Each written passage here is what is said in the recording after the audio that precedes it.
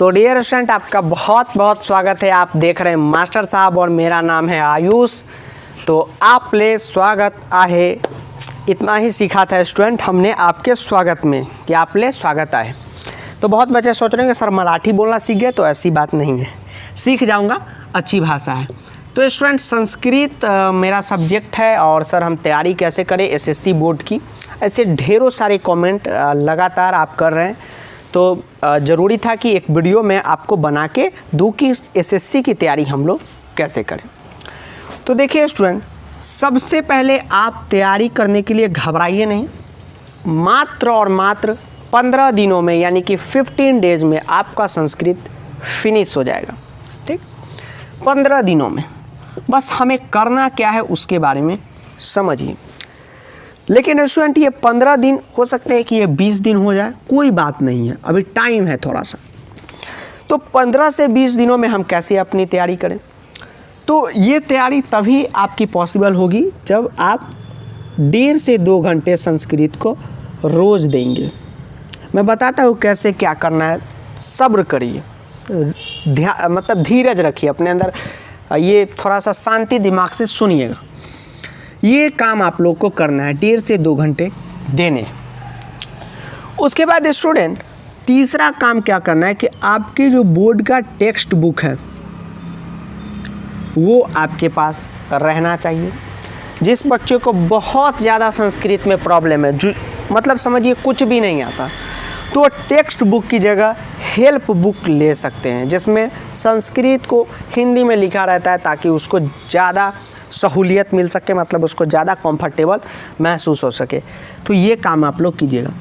उसके बाद स्टूडेंट आप लोग क्या काम कीजिएगा कि एसएससी का क्वेश्चन बैंक ले लीजिएगा, न्यू पैटर्न का। जो सिलेबस चेंज होने के बाद जो आपका न्यू पैटर्न आया, न्यू पैटर्न का 2021 बोर्ड के लिए आप लोग एक क्वेश्चन बैंक को ले लीजिएगा। ठीक है स्टूडेंट, इतना काम आपको करना है। एक और क्या काम करना है स्टूडेंट कि आप एसएससी के वेबसाइट पे जाएंगे और आपका जो संस्कृत का सिलेबस है, अब बहुत बच्चे कहते हैं सर हम लोग को नहीं पता चला, आप ही दीजिए, हमारे पास मोबाइल नहीं है।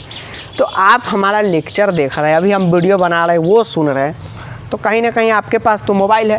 जाइए एसएससी के वेबसाइट पे, जो एसएससी वेबसाइट है पुणे में है, जगह तो पुणे में, वेबसाइट तो इंटरनेट पे, एसएससी के वेबसाइट पे जाइए और क्लास 10 का संस्कृत सिलेबस डाउनलोड कर लीजिए, क्योंकि संस्कृत का सिलेबस रहना आपके लिए बहुत ही ज़्यादा आवश्यक है, बहुत ही ज़्यादा ज़रूरी है कि आपके पास संस्कृत का सिलेबस हो।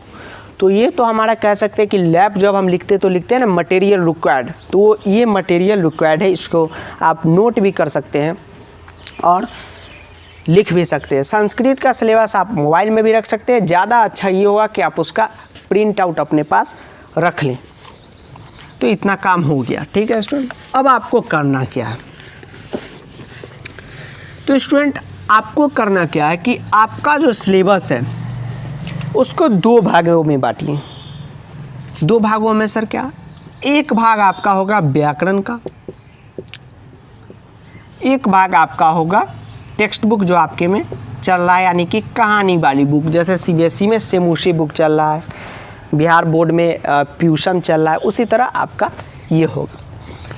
अब आपको पढ़ना क्या है स्टूडेंट? सबसे पहले तो सबसे पहले व्याकरण को पढ़िएगा, क्योंकि टेक्स्ट बुक व्याकरण के बाद बहुत ही ज़्यादा आसान हो जाता है और बहुत ही जल्दी ख़त्म हो जाता है। और टेक्स्ट बुक की जगह जिसको संस्कृत में प्रॉब्लम है वो हेल्प बुक को प्रीफर करेंगे, क्योंकि हेल्प बुक जो होता है स्टूडेंट वो बहुत ही अच्छी चीज़ें तो नहीं होती, लेकिन आप उसकी मदद लीजिएगा तो आपका संस्कृत बहुत ज़्यादा इम्प्रूव हो जाएगा। क्योंकि अब तो आपके पास टाइम भी नहीं है, तो किसी मान लीजिए कोई भी आपका क्लास 10 का कहानी है, तो उसका अगर मान लीजिए ऐसे आप बुक रख के पढ़ रहे हैं, आपको समझ में नहीं आ रहा है डायरेक्ट टेक्स्ट बुक से, तो आप हेल्प बुक को लीजिएगा, उसमें हिंदी लिखा रहता है, आप समझ जाइएगा। और इससे तो बोर्ड एग्जाम में क्वेश्चन आंसर आते हैं जो आप कर दीजिएगा समझ के। अगर इसका अभ्यास बना लिए तो हो गया, क्वेश्चन आंसर आपका बन गया। व्याकरण में आपको क्या करना है और आपकी तैयारी कैसे करनी चाहिए आपको, उसके बारे में बातचीत करते हैं। सबसे पहला स्टूडेंट आपको क्या काम करना है, सिलेबस में से एक पन्ने पे यानी कि एक पेज पे आपको व्याकरण के जितने भी टॉपिक है उसको लिख लेना है। जैसे आपका टॉपिक है समास, समास को लिख लीजिए। आपका टॉपिक है संधि, संधि को लिख लीजिए। जितना भी आपका टॉपिक है उसको लिख लीजिए। अब स्टूडेंट आप एक एक टॉपिक को एक दिन में फिनिश कर जाइए और ये आसान होता है, हो सकता है। अब सर ठीक है फिनिश तो कर जाएंगे सर, हमें समाज समझ में आएगा तो ना। तो देखिए स्टूडेंट घबराइए मत, व्याकरण के पूरे लेक्चर हमने यूट्यूब पे अपलोड कर दिए हैं। अब बहुत बच्चों का सवाल होगा कि सर वो तो सीबीएसई बोर्ड के लिए आपने पढ़ा है, ऐसा नहीं है स्टूडेंट। जैसे अगर मान लीजिए स्टूडेंट कि आपके बोर्ड में समास है, तो समास में जो चीज़ पढ़ना है वही गुण आप, वही नॉलेज सीबीएसई वालों को भी चाहिए और आपको भी चाहिए। थोड़ा सा सिंपल वे में अगर मैं समझाऊं, आप देखेंगे कि क्लास 1 में हमें पढ़ना रहता है मैथ में फ्रैक्शन का ऐड और सब्ट्रैक्ट हमें पढ़ना रहता है, जैसे 2/3 + 3/2। अब इसका जो आंसर होगा या बनाने का तरीका होगा जो मैं सीबीएसई में बताऊंगा वही तो महाराष्ट्र बोर्ड यानी कि एसएससी में भी मैं बताऊंगा, कोई नया तो नहीं बता दूंगा। अब जैसे प्रत्यय होता है, प्रत्यय का मतलब होता है शब्द के अंत में लग के कोई भी शब्द का महत्व ही चेंज कर दे, भाषा ही चेंज कर दे। जैसे अगर मैं कहूँ गुण जोड़ मतुप तो गुणवान, तो ये एक अलग अर्थ हो गया। तो राजस्थान में भी मैं वही पढ़ाऊँगा, गुजरात में भी वही पढ़ाऊँगा, आपके एसएससी में भी वही पढ़ाऊँगा, सीबीएसई में भी वही पढ़ाऊँगा।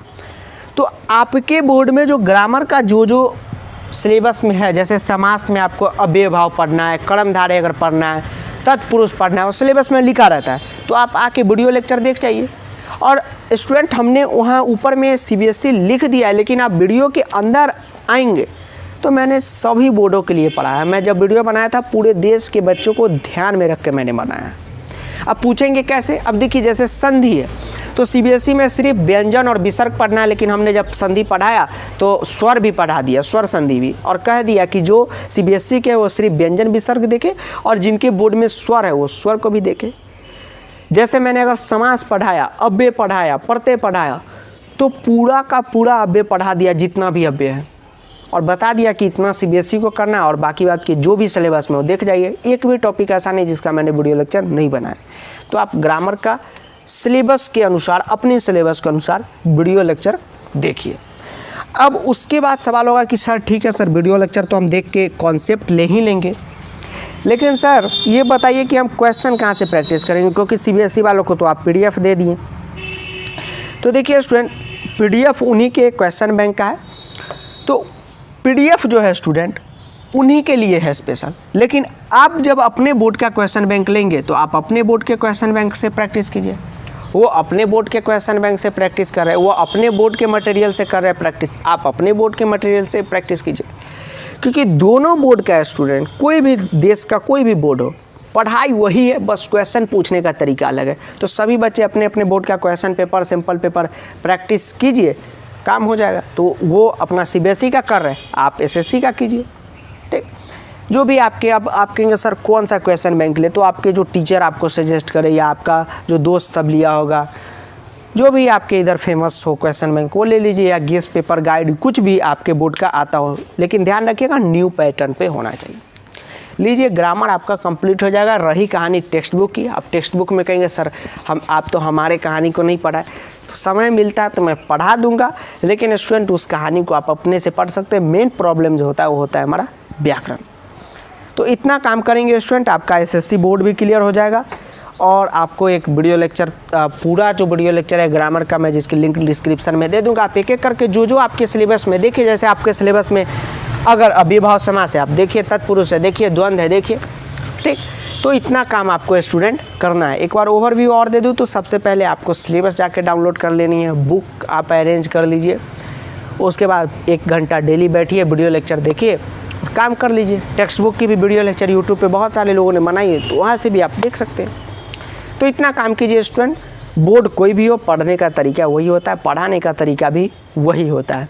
अब जैसे देखिए आप ही का बोर्ड है, मैथ में आपको भी स्टैटिक्स पढ़ना है, सीबीएसई वालों को भी स्टैटिस्टिक्स पढ़ना है, तो पढ़ना तो सेम ही चीज़ है। उधर भी मीन मीडियन मोड पढ़ना है, आपको भी मीन मीडियन मोड पढ़ना है। ये नहीं कि उधर कुछ नया बताया जाएगा, आपको कुछ पुराना बताया जाएगा, सब तो सेम ही है। क्वेश्चन आपके में कुछ मतलब पैटर्न अलग होगा, उनके में अलग होगा, कॉन्सेप्ट तो वही है। अब क्वेश्चन कैसे पता चलेगा? तो अपने अपने बोर्ड का question bank simple paper solve कीजिए, इतना काम कीजिए, हो जाएगा आपका स्टूडेंट। धन्यवाद स्टूडेंट, मिलते हैं एक और नए लेक्चर में।